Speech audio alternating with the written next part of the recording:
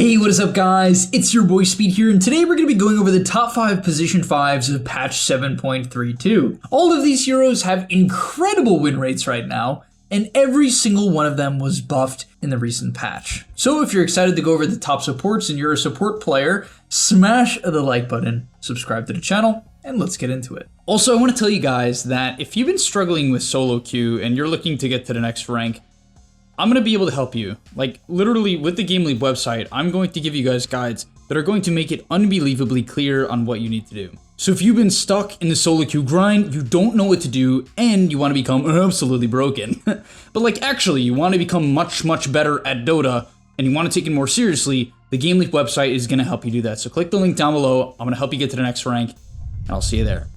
Alright, coming in at number 5 is Disruptor. I honestly thought Disruptor got a bad rap in the last patch. I thought the hero was decent. Disruptor's ulti is a pretty short cooldown. It's only 90 seconds at level 1, 80 at level 2, and 70 at level 3. I always felt that this hero really gave you a lot of kill potential against a lot of the top meta heroes. Now, yeah, it is an ultimate, which does mean you have to be level 6, and the cooldown isn't nothing. It's not like an Ancient Seal. For instance, this ability as a counter to Puck, it's not Skywrath ulti, but at the end of the day, this ability does a lot of damage. Typically, it will deal about 300-400 damage to a target if they're in it for the entirety of the time, sometimes even more. And really what's important to note is that they're silenced the entire time. But what makes this hero good this patch, where it wasn't necessarily as good last patch?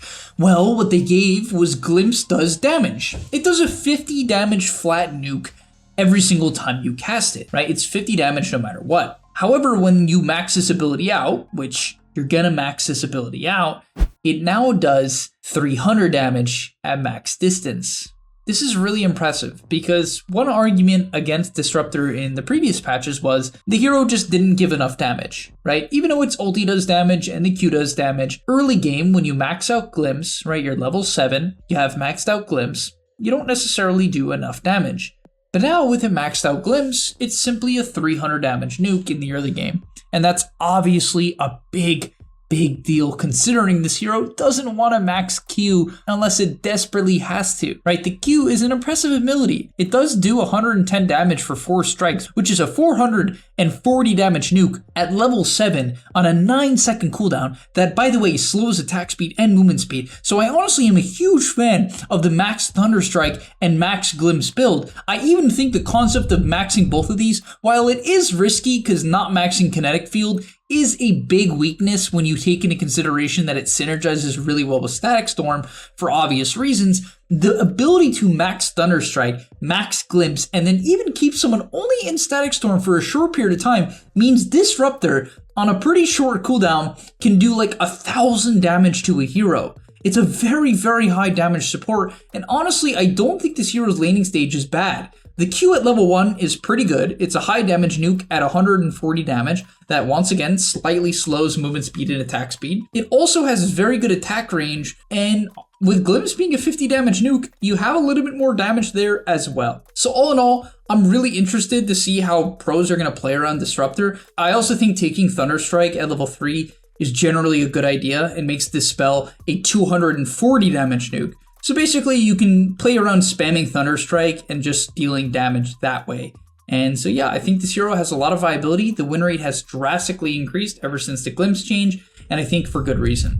Coming in at number 4 is Undying. I'm going to keep this one really simple. They nerfed the hero for the most part, Tombstone is worse, but what they giga buffed, and this was an incredible buff, is that Decay, instead of doing damage to you when it expires, it literally heals you.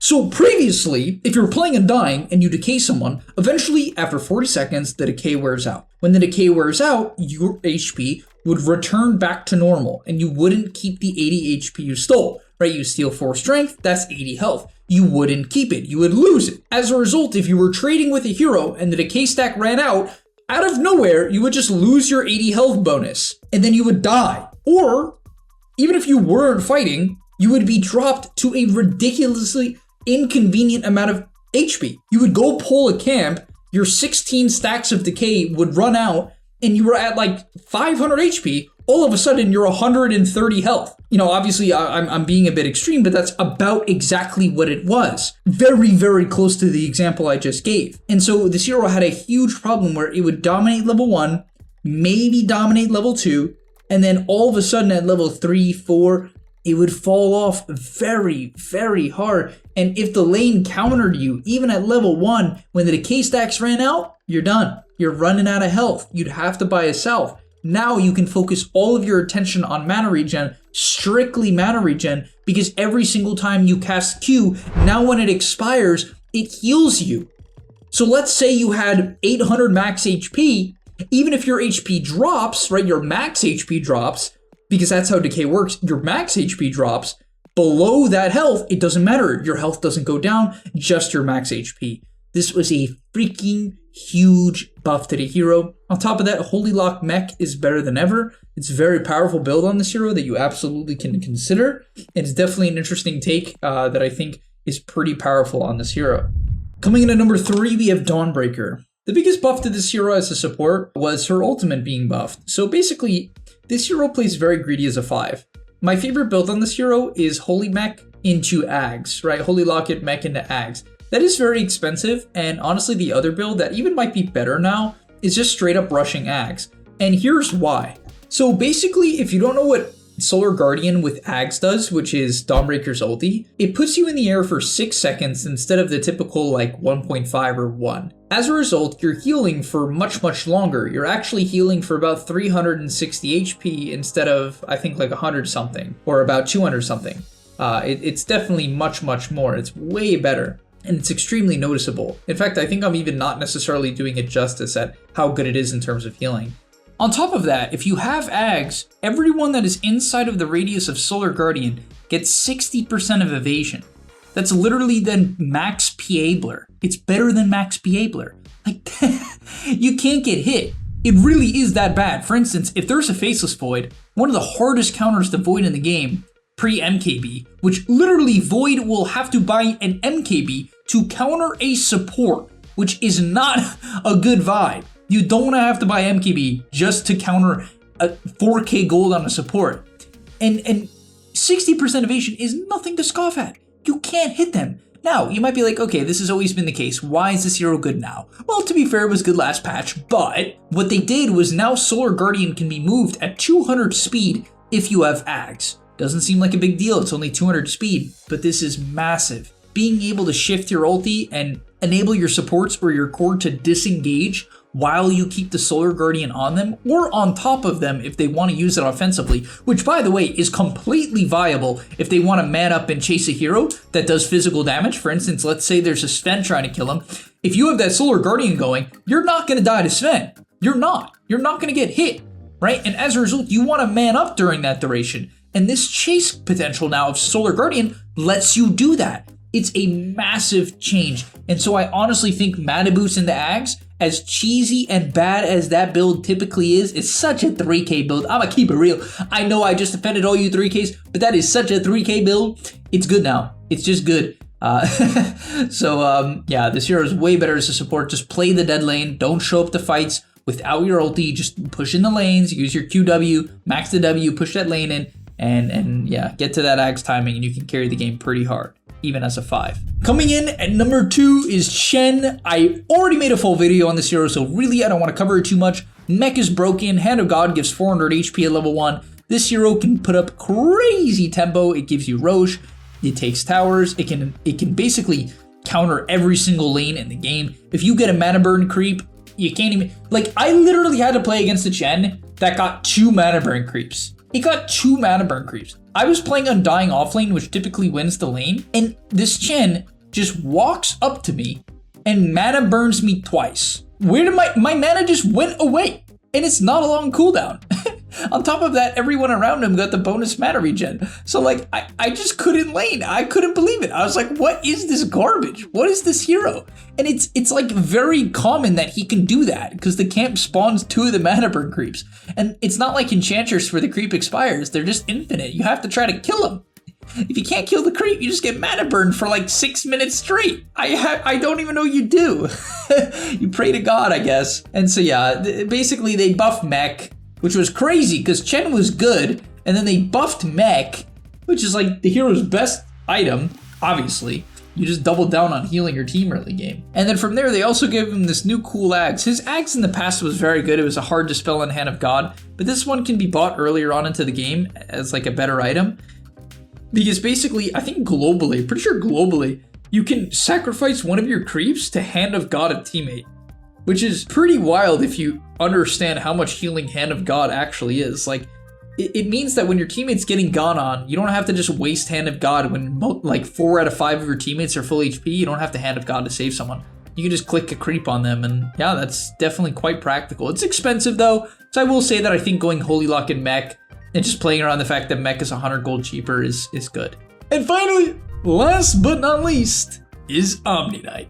Omniknight got a lot of changes this patch, but the biggest one is now that Heavenly Grace both dispels Omniknight and his target when cast. And this was massive. I didn't really realize it until I started to see it play out in games. It just does matter. Like, there's so many heroes that just have these AoE annoying abilities that you want to purge. We could talk about Venomancer, we could talk about Ogre Magi, we could talk about Quap at some point in the game with the AoE Dagger. There's just so many examples of heroes where you want to be able to purge around you, including yourself, and you just couldn't do that in the past, which I wasn't even necessarily aware of, but now that I am aware of it, it really does make sense that this hero's win rate is extremely high. On Dota buff, it's one of the highest win rate heroes in the game. On Dota 2 Pro Tracker, it's like, I think it's the highest win rate support in the game right now, which is nutty considering Heavenly Grace can be dispelled. So can Guardian Angel. So like there's a very clear way to counter Omniknight. Dispel. On top of that, if you watch the OG Aster finals, right, at the recent ESL 1 Malaysia tournament, they picked Troll Warlord. Now you might be like, Troll Warlord, how in the world is Troll Warlord an Omniknight counter? Isn't Omniknight Guardian Angel like the hardest counter to troll in the game? You just pop it when he ulties? Well, yes, if Troll doesn't have Axe. Because Troll Axe basically allows his offensive axis, the one that slows, to purge everything that it hits. Yep.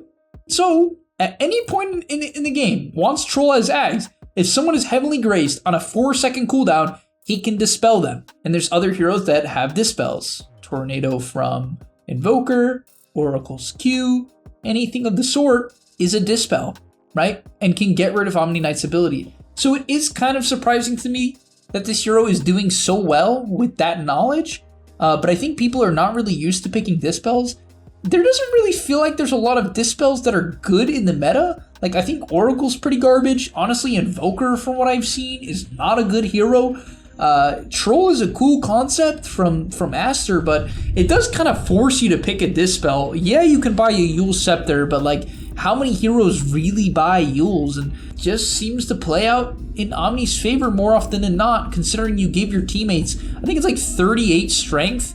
Yeah, 38 strength, which is like 760 HP, I think is what it comes out to. Crazy amount of health, as well as 20 HP regen and more strength and regen every time you debuff, or everything that you debuff, which is pretty freaking impressive. On top of that, they buffed Hammer of Purity, which is his E. So if you want to trade in lane with it, it's actually 10 less mana now. Extremely spammable. It's even way less at max if you want to play this as a core. I don't recommend it, but this ability, even as core Omniknight, is kind of cool. Like, core Omniknight is definitely a concept. There's something to core Omniknight. I'm sure offlane Omniknight is completely viable. In pubs, I'm sure it's absolutely viable. Especially considering you can purge your teammates now and purge yourself, which feels especially nice if you're a core, because you want to be a little bit greedy with your spells, right? But alright, thank you guys so much for watching. I hope you enjoyed. If you disagree with the list and you want to add a hero that I'm missing, feel free to comment it down below, and I'll see you in the next one. Peace! And that's all, but remember, before you leave, come on, before you tune out, subscribe to the gameleap website, where we are going to help you get to the next rank. If you're stuck, click the link down below, and I'm out. Peace.